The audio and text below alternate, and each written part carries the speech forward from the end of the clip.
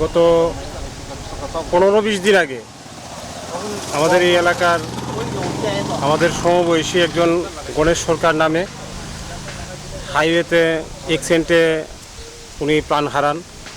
এবং গত পরশুদিন আমরা এখানে বসা আছিলাম আমাদের পার্টি অফিসে। এখানে একটা অ্যাক্সিডেন্ট হয়েছে। হাইওয়ে আমরা জানি যে গাড়ি অতি বেগে চলবো, কিন্তু তারপরেও এই রাস্তাটা তো একটা বাজার আছে।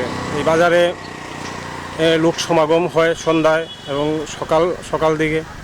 তো এখানে আমরা গতকালকেও একটা গরু মারা গেছে। তো এটা একটা নিত্যদিনের একটা হয়ে গেছে এই জায়গাটার মধ্যে। তো পুলিশ প্রশাসনের কাছে আমরা দাবি জানাইছি যে এখানে একটা ব্যারিকেড তৈরি করা। তো আজকে ওনারা একটা ব্যারিকেড তৈরি করার লেগে তারা একটা উদ্যোগ গ্রহণ করছে। আমরা প্রশাসনের কাছে আমরা এটা জানাই যে তারা এই উদ্যোগ নেওয়ার লেগে।